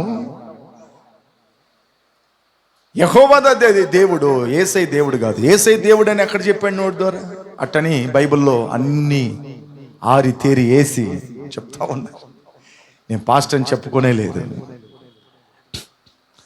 వాళ్ళు నన్ను కన్ఫ్యూషన్ చేసేదానికి వచ్చారు, నన్ను టేక్ డైవర్షన్ చేసేదానికి వచ్చారు, నేను నమ్ముకున్న సత్యంలో నుంచి నన్ను డివైడ్ చేసేదానికి వచ్చారు. వాళ్ళు 2 గంటల సేపు మాట్లాడారు. మళ్ళా మా ఇంటికి రెండోసారి వచ్చారు. నేను బాగా ఇంటూ మనసులో నవ్వుకుంటూ ఇక ఆలోచన చేసుకొని, నన్ను కన్ఫ్యూషన్ చేసేదానికి అమ్మాయి వచ్చింది, మనం ఈ అమ్మాయిని కన్ఫ్యూషన్ చేసి పంపిద్దామా అట్టని అనుకొని ఒక డిసైడ్ చేసుకొని ఉన్నా. రానే వచ్చింది అమ్మాయి, యెహోవా దేవుడు అనింది. ఇక నేను పిలిచి, అమ్మా యేసయ్య దేవుడు కాదని నువ్వు అంటున్నావు, యెహోవాదా దేవుడు అంటున్నావమ్మా, యెహోవా గురించి ఒక మాట చెప్తా ఏంటవా అన్న. చెప్పు అన్నయ్య అనేది. ఆదాము అవ్వ తప్పు చేశారు. వాళ్ళు ఎవరు తప్పు చేయటం వలన బిడ్డలు కనేటప్పుడు ప్రసవ వేదన పడి కంఠవని దేవుడు శాపమిచ్చాడు. కేకరింగ్లా మగేశ్వరి అక్క చూస్తున్నారా? ఇది మీకు తెలుసమ్మా అన్న. అవునవును అవునవును, వాళ్ళు తప్పు చేశారు కాబట్టి దేవుడు శిక్ష ఇచ్చాడు. అట్టనే ఆమె అనింది, ఆ పాప అనింది. నేను అన్నాను, అప్పుడు ఆవులు మేకలేం తప్పు చేసినాయి అమ్మా అని అడిగినా. ఏమడిగినాను? అవి కూడా కష్టపడి పిల్లల్ని అంటుండే అమ్మా. ఇప్పుడు హైకోర్టు ఉందమ్మా, నేను ఎవరన్నా మర్డర్ చేస్తే నన్ను ఎత్తుకొని పోయి ఊరేస్తారు, మా భార్యని వేస్తారమ్మా. ఎవరు తప్పు చేశారో వాళ్ళకి శిక్ష ఇయ్యాలి. అప్పుడు యెహోవా దేవుడు ఈ మేకలకి ఆవులకి ఎందుకు వేసాడమ్మా అన్న. ఆ అమ్మాయి కాసేపులో కన్ఫ్యూషన్ అయిపోయింది. ఇది ఏంటో తెలుసుకుంటానమ్మా, అట్లా తర్వాత మన ఇద్దరం మాట్లాడదామని చెప్పిన పోయిన అమ్మాయి ఆ రోజు నుంచి కనపడలా. உங்களுக்கு விளங்கிச்சா விளங்கலையா எனக்கு புரியல. உங்களுக்கு விளங்கிச்சா? என்ன கன்ஃபியூஷன் பண்றதுக்காக வந்தாங்கோ, நான் அவங்கள கன்ஃபியூஷன் பண்ணி அமுச்சு விட்டேன். ஏன்னா வேதம் வெளிச்சத்துல நான் இருக்கிறேன். வேதத்தின் ரகசியம் அறிந்திட புரிந்திட. ஃபர்ஸ்ட் பட்டன் நக்கு. Fine fine fine white button மதன் அடே చేపెట్టు பட்டன் நக்கு. வேதத்தின் ரகசியம் அறிந்திட புரிந்திட உன் வெளிச்சம் தந்தீரையா.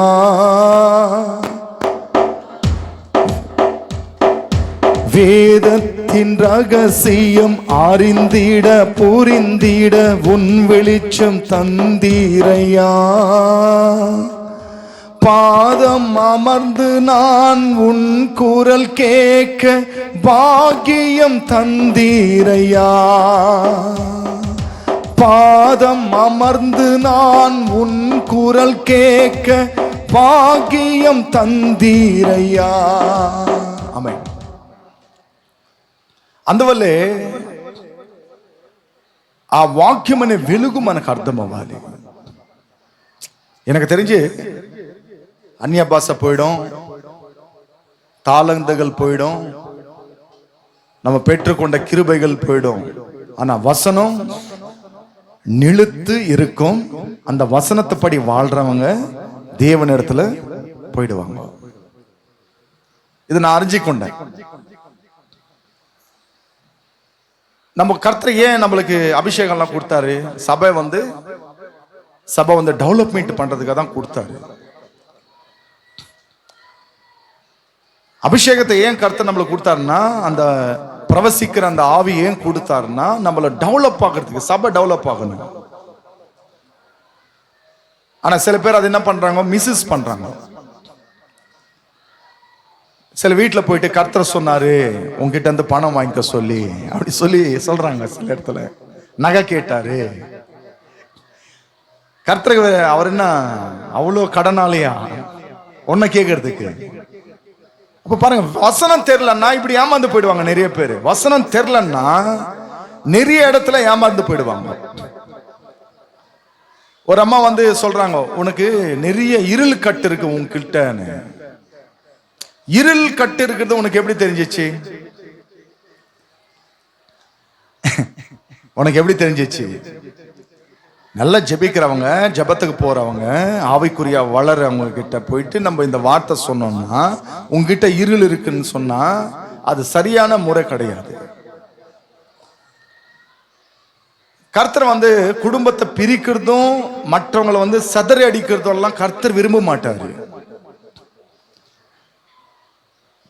நிறைய மக்கள் இது பயன்படுத்துறாங்க. ஆனா கர்த்தர் கொடுத்தது எதுக்காகன்னா, நீ சபை வளர்ச்சி அடைகிறதுக்காக தான் அதை நீ யூஸ் பண்ணணும். அது நிறைய பேர்கிட்ட அந்த தாளந்து இருக்கு, நிறைய பேருக்கு இருக்கு அந்த தாளந்து. அதை நம்ம யூஸ் பண்ணணும். வசனம் தெரியலன்னா நம்மளை ஏமாத்திடுவாங்க. அதை நம்ம கேர்ஃபுல்லா இருக்கணும். வசனத்தை படி நம்ம நடக்கணும், அதை படி வாழ்றதை நம்ம கத்துக்கொள்ளணும். அப்ப பாருங்க, ஒரு குடிக்காரனுக்கிட்ட இருக்கிற எல்லா காரியங்களும் இதுல இருக்கு. அவன் எங்க தூங்குறானோ அவனுக்கு தெரியாதாமா, அவன் எங்க இருக்கிறானோ அவனுக்கு தெரியாதாமா, அவன் செய்யற காரியங்கள் எல்லாம், அவன் பேசுற பேச்சு కూడా నీవు వెర్రివాడి వలె మాట్లాడుదువు. వెర్రివాడు మాట్లాడినట్టుగా, కొందరు తాగపోయినా కూడా ఎర్రోళ్ళు మాట్లాడినట్టుగానే మాట్లాడుతుంటారు. నాకు అది ఆశ్చర్యంగా ఉంది. తాగకపోయినా కూడా వెర్రోళ్ళగానే మాట్లాడుతుంటారు మనుషులు. ఏదేదో పిచ్చి పిచ్చి పిచ్చి అన్ని మాట్లాడుతున్నారు. అవసరమైనవి, ప్రయోజనమైనవి, అక్కరైనవి మాట్లాడినంటున్నారు. The legion. మనం సత్యం తెలుసుకుంటే ఆ సత్య ప్రకారంగా మనం నడవాలి. మన చేతులారా బ్యాప్టిజం తీసుకున్న తర్వాత మన చేతులారా తాగేదానికో, సిగరెట్లకో, మావాలకో, వక్కలకో నీ చేతు ద్వారా నువ్వు డబ్బులు ఇస్తే నువ్వుదా మొదట పాపివి. బైబుల్లోనే అతి పెద్ద పాపి ఎవరంటే నువ్వే. నీ చేతుల ద్వారానే ఒకరి జీవితాన్ని నాశనం చేస్తున్నావంటే నీలాంటి పాపి మరొకరు లేరు, మరొకరు లేరు. అప్పుడు నువ్వు ఎంతగా జాగ్రత్తగా ఉండాలో నిన్ను నువ్వు చూసుకో.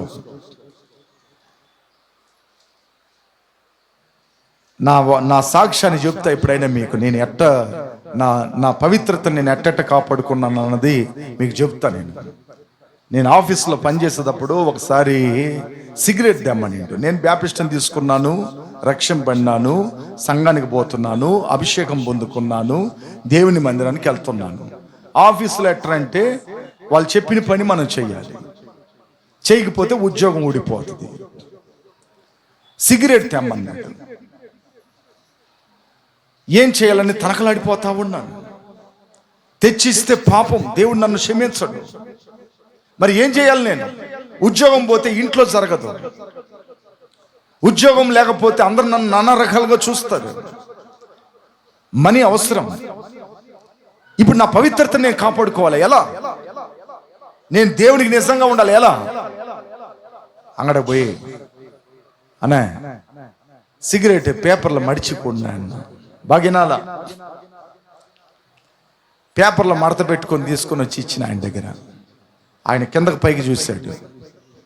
రెండోసారి చెప్పాడు. మళ్ళా నాకు అదేం బాధ వచ్చింది. మళ్ళా పేపర్లో మడత పెట్టుకొని వచ్చిన. నన్ను చూసి అడిగాడు, తమ్ముడు నువ్వు క్రిస్టియనా అన్నాడు. అవును అన్నా. పేపర్లో ఎందుకు మడత పెట్టుకొని వస్తున్నావు అని అడిగాడు.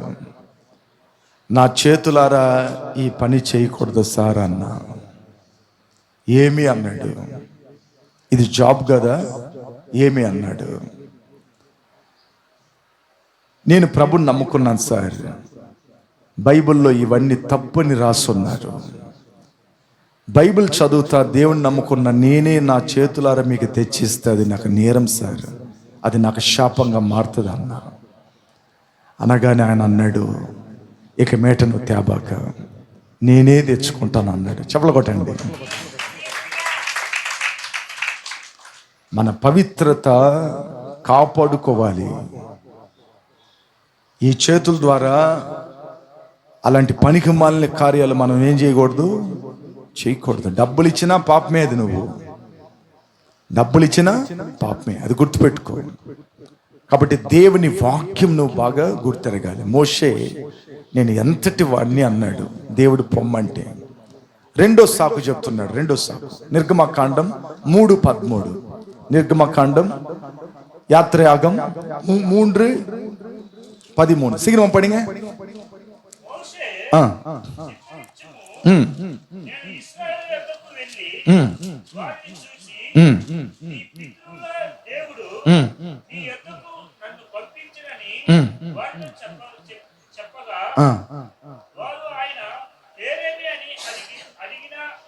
ఇందులో రాయబడినట్లుగా నేనేమి చెప్పవలను దేవుణ్ణి అడిగాను.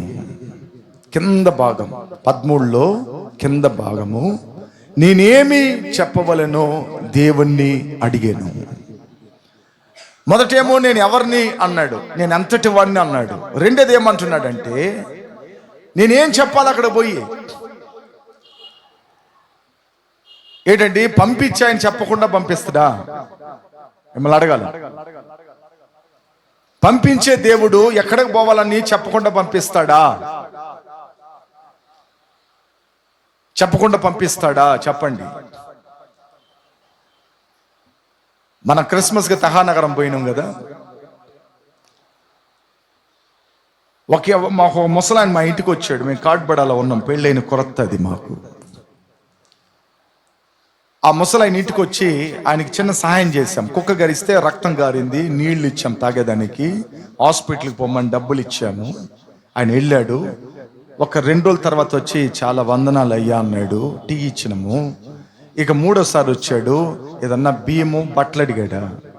ఏమడిగాడు? బియ్యము బట్టలు అడిగాడు. మా పాప ఈ చిన్న పిల్లల డ్రెస్ ఉంటే ఇచ్చాము, బియ్యం ఇచ్చాము, రేషన్ బియ్యము. ఇక అట్ల తర్వాత అయ్యా మా ఊళ్ళో సంఘం పెడతారని అడిగాడు.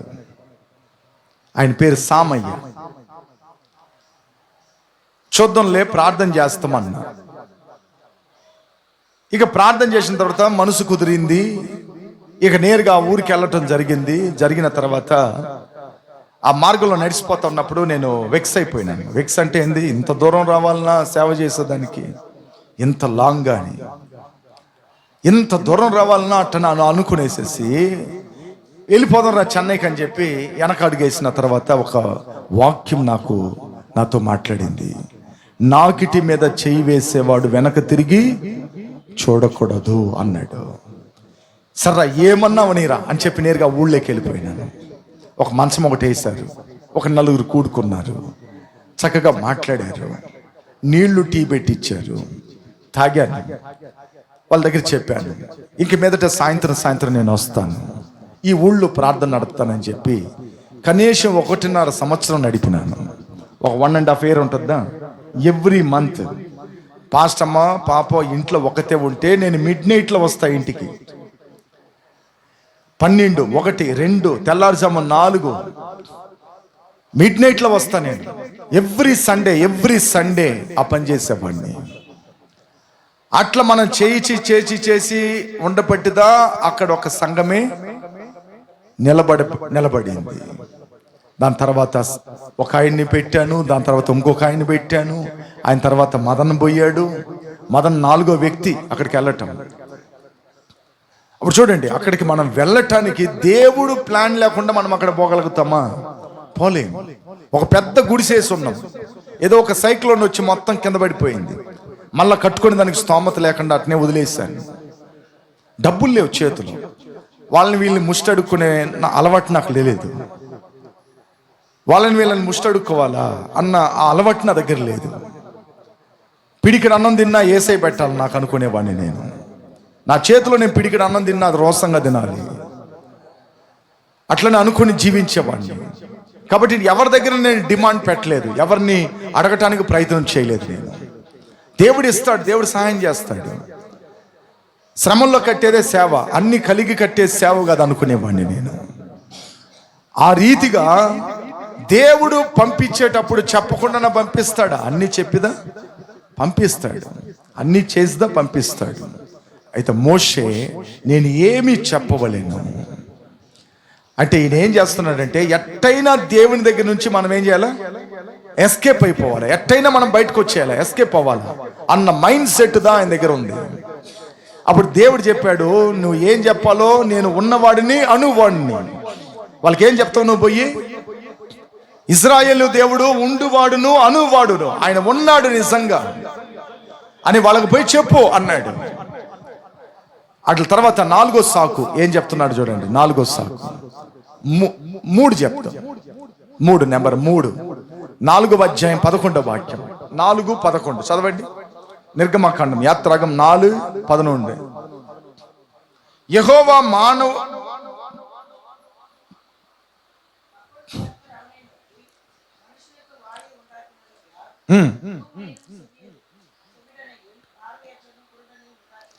యెహోవా మానవునకు నోరిచ్చిన వాడు ఎవడు? మూగువాడే గాని, చెవిటివాడే గాని, దృష్టి లేనివాడే గాని, గురుడివాడే గాని, పుట్టించిన వాడు ఎవడు? ఇక్కడ మూడేది, వారు నన్ను నమ్మరు, నా మాట వినరు. నన్ను నమ్మరు, నా మాట వినరు అట్లని చెప్పేటప్పుడు ఆయనకున్న బలహీనతను చెప్పుకుంటున్నాడు మోషే. నేను ఒక బలహీనుణ్ణి, నా దగ్గర ఒక బలహీనత ఉంది, ఆ బలహీనతను బట్టి నేనేం చేస్తానో అక్కడికి నేను పోలేను, అది నేను చేయలేను అంటున్నాడు. అప్పుడు దేవుడు అంటాడు, మూగోన్ని, చెవిటోన్ని, గుడ్డోన్ని సృష్టించిన దేవుడు నేనే కదా, వాళ్ళకి వాళ్ళు వచ్చారా అట, నేనే కదా అని దేవుడు అంటున్నాడు. నేనే కదా వాళ్ళని సృష్టించాను అంటున్నాడు. మీరు 10వ వాక్యం చదవండి, దాంట్లో 10వ వాక్యం, అందులో 10 చదవండి. అప్పుడు మోషే, ప్రభువా, ఎంతవరకు మునుపైనను నువ్వు నీ దాసునితో మాట్లాడేటప్పటి నుండి నేను మాట నేర్పిని కాను, నేను నోటి మందము చేత ఉండేవాణ్ణి, అంటే నత్తోన్ని అంటున్నాడు. నాలుక మందము గల్లవాడును యెహోవాతో చెప్పగా, అంటే నాకు మాట్లాడిన చేత కానీ కాదు. మంద నాలిక అంట. ఏం నాలిక అయింది? అంటాడు.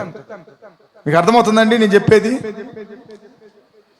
బాగా మాట్లాడే వాళ్ళే ఈ రోజుల్లో వాక్యం చెప్పేది పోయి, నాకు తెలిసి మోషే ఎంతో బెస్ట్ అనుకుంటా. నత్తి నాలుక పెట్టుకున్న ఆయన తన బలహీనతను చెప్తున్నాడు దేవుడి దగ్గర, నేను మందపు నాలుక కలిగిన వాడిని, నేను మాటలు నాకు సరిగి రావు, మాటలు నాకు సరిగి రావు. దేవుడు ఒక్కొక్కసారి చెప్తా ఉన్నాడు, నేను ఒక్కొక్క సాగు చెప్తానే ఉన్నాడు, ఒక్కొక్క సాగు చెప్తానే ఉన్నాడు. వారు నన్ను నమ్మరు, నేను పోను, అక్కడికి వెళ్ళను, చెయ్యను, అట్టని ఒక్కొక్క సాగు చెప్తా ఉన్నాడు. నేను మాట, ఇప్పుడు మనం కూడా ఏం చేస్తాం తెలుసా, మన బలహీనతలుదా దేవుడు చెప్తా ఉంటాము. మన బలహీనతలు మనం ఏం చేస్తాం, నేను రావాలనుకున్నాగానే మోకాళ్ళు నొప్పులు తీసింది, నేను రావాలనుకున్నాగానే పని పడింది, నేను రావాలనుకున్నాగానే అది అయింది.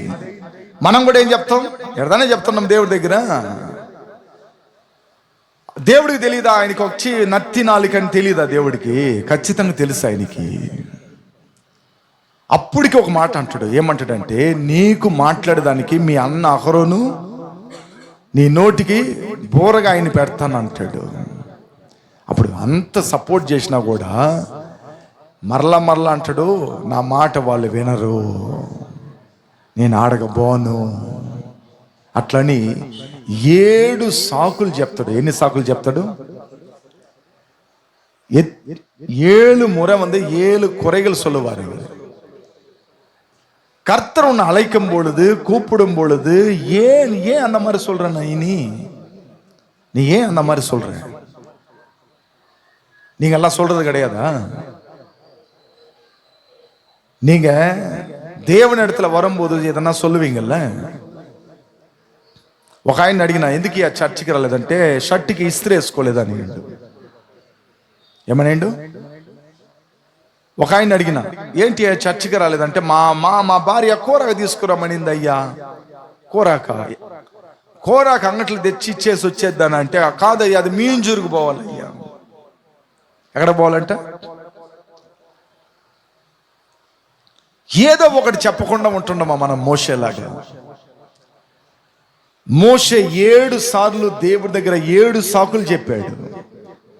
దేవుడు తన పని నిమిత్తంగా మోషేని వాడుకోవాలనుకుంటే, మోషేని నడిపించాలనుకుంటే, నాయకుడు చేయాలనుకుంటే, గొప్ప చేయాలనుకుంటే, ఏదో ఒకటి చెప్తానే ఉన్నాడు లైఫ్ అంతా. అట్లా మనం ఎంతమంది అలాగే చెప్తున్నాం దేవుడి దగ్గర? దేవుని దగ్గరికి అవ్వటానికి, దేవునికి దగ్గరికి రావటానికి మనం ప్రయత్నం చేయకుండా మనం ఎన్ని సాకులు దేవునికి చెప్తా ఉండం, మనం ఎన్ని రకాలుగా మనం చెప్తా ఉంటాం. మీరు అది ఆలోచన చేయాలి. మోషే 7 సాకులు చెప్పాడు. చెప్పిన తర్వాత ఆయన ఒక జీవితంలో రోల్ మోడల్ మారింది. ఎట్ట మారిందంటే, ఏప్రిల్ రాసిన పత్రిక 11వ అధ్యాయము 24వ వాక్యం. 11:24 త్వరగా చదవండి. 11:24.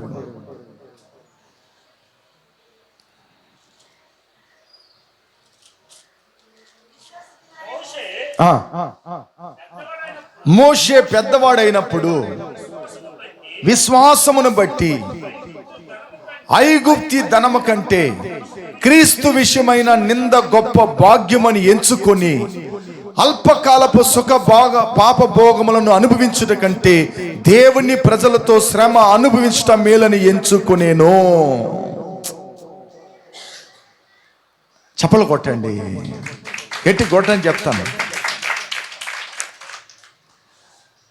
మోషే పెద్దవాడైనప్పుడు విశ్వాసమును బట్టి ఐగుప్తి ధనము కంటే, ఐగుప్తులో ఏముంది? పణం, సెల్వం, புகழ், பேரு. இப்போ நிறைய பேர் அதுக்கு தானே ஓடுறாங்க சபைக்கு வராம. பணம் பணம் பணம், எங்க போவோம் அந்த பணம்? இன்னும் சம்பாரிச்சு இன்னும் சாதிக்க போறேன் வாழ்க்கையில. எப்ப பார்த்தா ப்ரோக்ராம், வேலை, ஓட்டி, டியூட்டி, இதுதான் சொல்றாங்க. ஒரு நாள் ஒழுங்கா கர்த்தருக்காக கொடுக்குறியா? வாரத்துல ஒரு நாள் கர்த்தருக்காக கொடுக்குறியா? அப்ப மோசே பாருங்க, இத்தனை குறை சொல்ற மனிதன், இத்தனை சாக்கு போக்கள் சொல்ற மனிதன் ஒரு வாட்டியா மனம் திரும்பினான். ஒரு வாட்டியா மனம் திரும்பிட்டாரு. அவரு மனம் திரும்பி சொல்றாரு, என்ன சொல்றாருன்னா, మోషే పెద్దవాడైనప్పుడు విశ్వాసమును బట్టి ఐగుప్తి ధనము కంటే, డబ్బు కంటే యేసయ్య ప్రజలతో శ్రమ అనుభవించుట క్రీస్తు విషయమై నింద గొప్ప భాగ్యమని. నింద, నేను ఇక్కడ నిలబడుకుంటున్నానంటే నేను ఎంత నిందలు అనుభవించుంటానో మీరు ఆలోచన చేయండి. హలో, మిమ్మల్ని అడుగుతున్నానండి, ఎన్ని నిందలు మోస్తుంటా నేను ఇక్కడ నిలబడుకుంటున్నానంటే, ఈరోజు పరిచయం చేస్తున్నానంటే నేను ఎన్ని నిందలు అనుభవించకపోతే ఇక్కడికి వచ్చి ఉంటాను. ఇప్పుడు నేను సేవ చేయాలని మా ఇంట్లో నేను చెప్పిన అనుకో, మా నాయన మా అమ్మ ఏమని ఉంటారు నన్ను, అప్పుడు ఆ రోజుల్లో వీడు పనికి పోకుండా దొంగెత్తేసుకొని దేవుని సేవ అంటున్నాడు, ఒకే కొడుకు అనుకుంటే వీడు ఎంత పెద్ద పని చేస్తున్నాడు రా అటని అనుకుని ఉండరా. బయట వాళ్ళు ఏమనుకుని ఉంటారు సొసైటీలో? ఆ యవన వయసులో అందరి దగ్గర ఎన్ని నిందలో నేను భరించుంటాను. ఎవరన్నా నిందకి అవకాశం ఇస్తా, నేను పోకపోతే, డబ్బు రాకపోతే, వాళ్ళకి ఈగిపోతే నన్ను ఏదన్నా ఒకటి అంటారు. అప్పుడు నింద అనుభవించేదానికి నీకేం లేదు, ఏం లేదు, సాటిఫికేషన్ మనసు లేదు. నింద అనుభవించేదానికి సాటిఫికేషన్ మనసు నీ దగ్గర అయితే మోసే దగ్గర ఉనింది. ఐగుప్తి భోగము కంటే, ధన భోగము కంటే క్రీస్తు విషయంగా నేను శ్రమ అనుభవించట నాకు గొప్ప భాగ్యమని. భాగ్యం అంటే అని తెలుసా? అది పోదంపా, భాగ్యంగా ఎంచుకున్నాడు అంట. వీళ్ళు ఎంతమంది అమ్మరికి ఎంచుకునే వాళ్ళు ఉన్నారు? ఎంచుకునే వాళ్ళు ఉంటే ప్రార్థనకు వచ్చి ఉంటారు.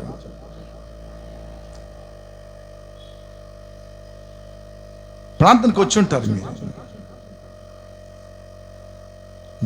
గొప్ప భాగ్యమని ఎంచుకొని ఉంటే మీరు ప్రార్థనకు వచ్చి ఉంటారు. வேதத்தில் ஒன்று தெரிஞ்சு வச்சுங்க, பாடுகள் ஜெயிக்கிறவன் தான் சிங்காசனத்து மேல அமருவானாமா. கர்த்தருக்காக, உலகத்துக்காக அல்ல, நீ திங்கிறதுக்காக நீ பாடுகள் அமைக்கிற கருத்துக்கள், கர்த்தருக்காக நீங்க பாடுகள் அனுபவிக்கணும். நீ கடன் வாங்கிட்டு நீ எங்கவோ செட்டில் ஆயிட்டு நான் பாடுகள் அனுபவிக்கிறேன், அந்த கடன் கட்ட முடியும்னா உனக்காக தான் அந்த கடன் வாங்கின, கர்த்தருக்காக வாங்கலையே. கர்த்தருக்காக நீ பாடு அனுபவிக்கலையே, உனக்காக அதை நீ செய்தாய், கர்த்தருக்காக செய்யல. கர்த்தருக்காக நம்ம பாடுகள் என்ன செய்யணும்? அனுபவிக்கணும். அப்படி அனுபவிக்கிறவங்க தான் கர்த்தருக்கு ரொம்ப பிடிக்கும். அப்படிப்பட்ட மக்களை தான் கர்த்தர் எதிர்பார்க்கிறாரு. அப்படிப்பட்ட காரியங்களை தான் கர்த்தர் எதிர்பார்க்கிறாரு. அப்புறம் நெக்ஸ்ட் என்ன போட்டிருக்கிறதுல, అల్పకాలము పాప భోగమును అనుభవించుట కంటే, అల్పకాలం అంటే కొంచెం నాక్కలు, ఈ సుఖభోగాలు ఎందుకు, కొద్ది రోజులు జీవించే బతుకెందుకు, ఎంత ఆడంబరాలు, ఇంత ఇట్లా ఉండాలనేది ఎందుకు, కొద్ది రోజులు బతికేదానికి ఎందుకు. నాకు సీఎంలోనే మన కామరాజర్ నాకు బాగా నచ్చుతుంది. సీఎంలోనే కామరాజర్ నాకు చాలా నచ్చుతాడు. ఆయన చనిపోయేటప్పుడు 2 చొక్కాయలు ఉన్నాయంట. சிஎம்ங்க இப்போ சிஎம் சொல்ல முடியுமா? இப்போ சிஎம் சொல்ல முடியுமா? சூப்பர் தலைவருங்க அவரு. பைபிள் படிச்சார்னு நினைக்கிறேன், பிரசங்க படிச்சிருப்பாரு, அதனால தான் அவர் தெரிஞ்சுக்கினாரு. చనిపోయేటప్పుడు ఆయన దగ్గర ఏ ప్రాపర్టీ లేదు, ఏ ప్రాపర్టీ లేదు. ఆయనకి తెలిసిపోయింది ఈ సుఖభోగం ఎందుకురా అని. ఇప్పుడు చూడండి, మనిషి అది దానికోసం దాన్ని పాకులాడుతున్నాడు, దానికోసం దాన్ని ప్రయాసపడతా ఉన్నాడు, దానికోసం దాన్ని పరుగులు తీస్తా ఉన్నాడు. అట్ల తర్వాత దేవుని ప్రజలతో శ్రమ అనుభవించుట మేలని ఎంచి ఫరో కుమార్తె యొక్క కుమార్ని అనిపించుట కంటే ఒప్పుకొనలేదు. ఎలయనగా అతడు రాబోవు ప్రతిఫలము కలగబోవు బహుమానమందు దృష్టి నిలిపాను. చప్పలు కొట్టండి. ఈ లోకము ఇచ్చే ఘనత, మర్యాద, గొప్పతనాలు నాకొద్దు. నేను పరలోకముని, అక్కడ నేను దాన్ని సంపాదించుకోవాలని మోసే తన జీవితాన్నే దేవుని పాదాల దగ్గర పెట్టాడు. చప్పలు కొట్టండి. அவர் மனம் திரும்பினாரு, நீங்க மனம் திரும்பினீங்களா? இன்னும் சாக்கு போக்கு சொல்லினே சுத்துறீங்க, இன்னும் சாக்கு போக்கு சொல்லினே சுத்துறீங்க. அவர் மனம் திரும்பினாரு, நம்ம மனம் திரும்பணும். கர்த்தருக்காக வாழ்ற பிள்ளைகளாக நம்ம மனம் திரும்பணும். ஒவ்வொரு சண்டே சபைக்கு வருவது கற்றுக்கொள்ளுங்க. அது நல்ல சத்தியம். அது வேதத்துல போட்டிருக்கல, 6 நாட்கள் உங்க சொந்த வேலைகள் செய்யுங்க, 7வது நாள் ஓய்வு நாள். அது பரிசுத்தமாக நீங்க என்ன பண்ணணும், சண்டே வேலை இருக்கிற இடத்துக்கு வேலைக்கு போவாதுங்க, நிப்பாட்டிடுங்க. அந்த அப்படிப்பட்ட வேலை நம்மளுக்கு தேவையில்லை. கர்த்தரை விட்டு நம்ம வேலைக்கு போனோம்னா அப்படிப்பட்ட சம்பளம் நம்மளுக்கு வேணாம், அப்படிப்பட்ட வேலை எனக்கு வேணாம். இல்லைன்னா ஒண்ணு பண்ணுங்க, ஈவினிங் சர்வீஸ் இருக்குல்ல, நீங்க காலையில வேலைக்கு போனீங்கன்னா ஈவினிங் வந்துடணும். கர்த்தரை விட்டு கொடுக்க கூடாது, கர்த்தரை நம்ம எப்பவுமே விட்டு கொடுக்க கூடாது. ஒண்ணு வேலை விடணும், இல்லைன்னா சாயந்தரம் ஜபத்துக்குன்னா கலந்துக்கணும். இந்த 2 சர்டிபிகேஷன் மனசு இல்லைன்னா நீ கர்த்தருக்கு பிரியமா ஒன்னும் இல்லை என்றது நீங்க தெரிந்துకోవాలి. ఉప్ప చప్పకు వస్తున్నావు అంతే మందిరానికి, ఒక మాటలో చెప్పేస్తున్నా, ఉప్ప చప్ప కదా నువ్వు వస్తున్నావు. నిజమైన క్రియలు నీ దగ్గర దేవుడి దగ్గర కనపడాలి. మోషే 7 సాకులు చెప్పి తప్పించుకోవాలనుకున్నాడు. అయితే ఆఖరికి మోషే దేవుని దగ్గర తన జీవితాన్నే సమర్పణలోకి పెట్టేశాడు. అందరు పైకి లేచి నిలబడుకుందాం. అందరం దేవుని సన్నిధిలో ప్రార్థన చేద్దాం. అందరం అప్పగిద్దాం, దేవునికి అప్పగిద్దాం. అందరు దేవునికి అప్పగించండి. మన జీవితాలను అప్పగిద్దాం, దేవునికి అప్పగిద్దాం. ప్రభు సన్నిధిలో మనం అందరం అప్పగిద్దాం. ఇంకా నువ్వు సాకులు చెప్పుకుంటా ఉన్నవా? లైఫ్ అంతా సంవత్సరాలు పోతున్నాయి, రోజులు గడిచిపోతున్నాయి, నీ జీవితంలో మార్పు రానంటుంది. ఏ స్థితిలో ఉన్నావో ఆ స్థితిలో అక్కడే ఉంటున్నావు. నీ హృదయాన్ని మార్చుకొని అంటున్నావు, నీ మనసుని మార్చుకొని అంటున్నావు. ఒకడు ఈ లోకమునంతా సంపాదించుకొని తన ప్రాణాన్ని పోగొట్టుకుంటే వాడికి ఏమి లాభమని వాక్యంలో రాయబడి ఉంది. దేవుడు వద్దనుకుని ఈ లోకములు అన్ని నువ్వు సంపాదించవచ్చు, ఆఖరులో పరలోకాన్ని సంపాదించకపోతే దేవుని రాజ్యంలోకి నువ్వు వెళ్ళకపోతే నీ జీవితము శూన్యమైపోతుంది.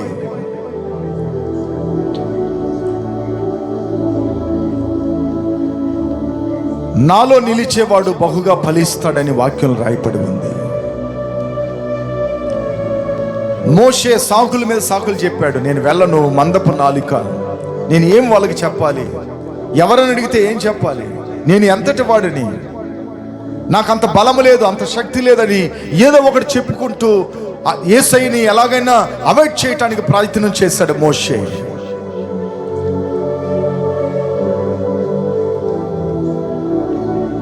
ఆఖరికి ఎబ్రీలు పత్రిక చదివేటప్పుడు మనకు తెలుస్తుంది, మోషే తన జీవితాన్నే దేవునికి పెట్టేశాడు. అట్లా నువ్వు సమర్పించుకో, దేవునికి నమ్మకంగా ఉంటానని చెప్పి సమర్పించుకో. నేను బ్రతికే దినాలంతా ప్రభువా నీకు నిజంగా నేను బ్రతకాలి, பொய்யான வாழ்க்கை நான் வாழக்கூடாது ஆண்டவரே. இந்த உலக இன்பத்துக்காக, இந்த உலக ஆசைகளுக்காக, இந்த உலகத்து செல்வத்துக்காக நான் ஓடக்கூடாது. நான் பரலோகத்தை ஓட்டத்தை ஓடணும். ஒரு கையில என் குடும்பத்தை பிடிச்சிக்கணும், ஒரு ஓட்டம் வந்து ஆவிக்குரியான ஓட்டம் நான் ஓடணும். அப்படிப்பட்ட வாழ்க்கை எனக்கு தருவீராக. மோசே அப்படிப்பட்ட வாழ்க்கை வாழ்ந்தாரு. அந்த மனிதன் மரித்து பரலோகத்துக்கு போனார். ஆண்டவரே அப்படிப்பட்ட கிருபை எனக்கு தருவீராக, அப்படிப்பட்ட கிருபை எனக்கு தருவீராக.